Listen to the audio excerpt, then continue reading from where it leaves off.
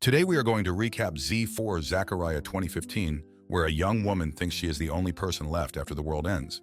But when two strangers arrive, they create conflict and complicated relationships in her pastrami. Let's get started. Ann Burden is a woman who survives a devastating war with lots of nuclear bombs. This war ruins most of the world, but Ann finds a safe home on her family's farm in a valley surrounded by hills. She grows food on the farm's fields. The hills around the valley keep her safe from the harmful radiation that spreads after the bombs. The valley's unique weather keeps the bad air and radiation away from Ann's home. She also has lots of clean water to use. One day, something surprising happens to Ann. She meets a man named John Loomis, who is not from her valley. John tells Ann that he used to work as an engineer and came from a government underground shelter meant to keep people safe during the nuclear disaster. He explains that he can travel to her valley because he has medicines to fight radiation sickness and a special suit for protection. However, John makes a serious mistake when he bathes in contaminated water, which makes him very ill. Ann decides to help him and nurses him back to health in her farmhouse. After recovering from his illness, John Loomis starts feeling stronger each day. Gradually, he becomes a part of Ann's simple farm life. Ann lives a basic life without many fancy things. She grows her own food and manages the farm alone. Now John joins her in these tasks. One important job he helps with is getting fuel. There are old gas stations nearby with diesel fuel still in their pumps. Together, John and Ann extract this fuel. John also repairs an old tractor that Ann has not been able to use for a long time. With the tractor running again, Ann and John can expand her gardens. This allows them to grow more food to eat during the cold months when plants struggle to grow. Ann tells John Loomis a sad story about her family, her mom, dad, and little brother. After the big disaster, they leave the safe valley to search for other survivors. This is very risky because of the radiation outside the valley. Sadly, Ann's family never returns home. John then shares his own survival story. He used to work as a research engineer. When the nuclear disaster occurred, he was in a highly secure underground government building called a bunker. This bunker was incredibly deep, about 1 mile below the ground, which protected John from the dangerous radiation spreading worldwide. He lived there for a long time, but eventually started running out of food and essentials. Knowing he couldn't stay there forever, John faced a difficult decision. He chose to leave the safety of the bunker and venture out into the perilous world. This decision led him to discover Ann's valley. Ann and John realize they have a big task ahead as winter approaches. Last winter was tough for Ann because she was alone and struggled to find enough food, nearly starving. Now, with 2 people to feed, Ann comes up with a plan to increase their food supply. There is a pond near the farm with fish, but catching them daily in the cold and icy winter is difficult. Ann suggests using freezers. If they can repair them, they can catch a large amount of fish now and store it frozen for the winter months. John Loomis comes up with a plan to generate power for them. He thinks about the waterfall close to their farm. Water that falls from a height has a lot of energy. John suggests using this energy to create electricity by building something called a water wheel. It is a large wheel that spins when water pushes against it. This spinning motion can generate electricity without needing fuel like gas or coal. John proposes using wood from the church in town to build the water wheel. Churches often have strong wooden beams and planks that would work well for this. However, when John shares this idea with Ann, she does not agree with it. Ann is uncomfortable for 2 main reasons. Firstly, her father is the preacher at that church, and a preacher is like a teacher in a church. Secondly, Ann is a Christian, and the church holds special significance as a holy place for her. It is not just a building. It holds deep meaning connected to her faith and memories of her family. What would y'all do in this situation? If a God let people of this earth suffer this much, does he really exist, or would you respect Ann's wishes? John notices that his idea upsets Ann, so he decides to respect her feelings. He chooses to abandon the plan and does not bring it up again. As time passes, Ann and John Loomis grow closer as friends. They spend a lot of time together working on important tasks around the farm. They cultivate various plants for food and take other steps to ensure they can stay in the valley for a long time. Living together, they create a sense of home life. Most of the time, they get along well and work together as a team, which makes life feel more normal and less lonely for both of them. However, their life together is not always easy.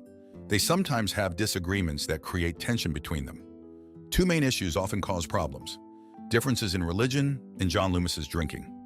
Firstly, how does one obtain so much alcohol during the end of the world? As Ann and John spend more time together, they grow closer emotionally. They start to develop romantic feelings for each other. These feelings lead them to consider starting a physical relationship.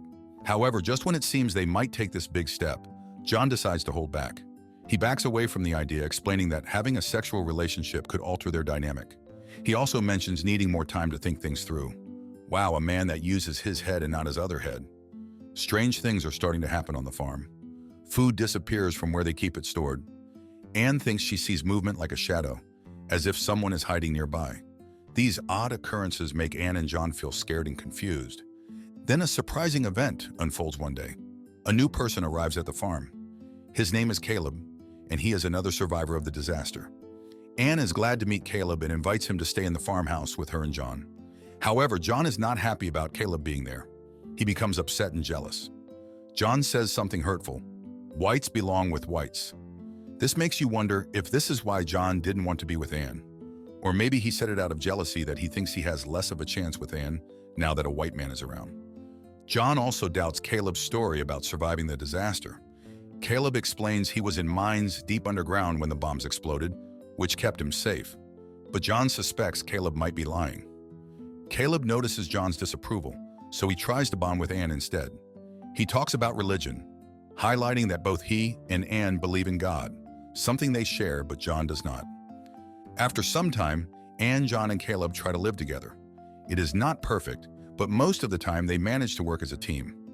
Both John and Caleb begin to share stories about the terrible things they witnessed after the big disaster, before they arrived in the valley. John recounts a particularly upsetting story. He describes encountering a severely ill child affected by radiation from the nuclear bombs. According to John, this child was in such intense pain that he pleaded with John to end his suffering. Later, when John and Anne are alone, he shares something even more distressing with her. He believes that this sick child might have been Anne's little brother. John explains that he ended the child's life, possibly because the child was suffering greatly and asked to be helped to die. Caleb begins to talk often about the water wheel idea John had mentioned earlier. He thinks it is a good plan and keeps suggesting to Anne that they should go ahead with it. Anne had been against this idea before because it meant using wood from her father's church. However, now with Caleb's encouragement, she agrees to proceed. They start dismantling the church to use its wood for the water wheel. While this is happening, John notices something that makes him feel unhappy. He can see that Anne and Caleb have developed strong feelings for each other. John still cares for Anne, but he realizes she is getting closer to Caleb. He tells Anne that he is okay with her wanting a romantic relationship with Caleb. However, despite what John says, his actions and demeanor show that he is actually feeling very sad and upset inside. John's behavior becomes awkward because he tries to appear fine when he is truly hurting. Y'all just have a threesome already. After a big dinner celebration, John drinks too much alcohol and gets very drunk. In his drunken state, he confesses his love to Anne. However, right after saying this, he falls asleep in one of the bedrooms at Anne's house due to the alcohol. Anne tries to wake him up, seeming to seek his attention and affection, possibly thinking about his declaration of love. But John is too deeply asleep from the alcohol to wake up. Feeling conflicted, Anne makes a choice. She goes to find Caleb, who is in the bathroom adjacent to the bedroom. When she joins Caleb in the bathroom, they engage in some steamy exercise. After Anne and Caleb become intimate, tensions escalate between Caleb and John. They do not get along well, and there is a strong sense of anger and jealousy between them.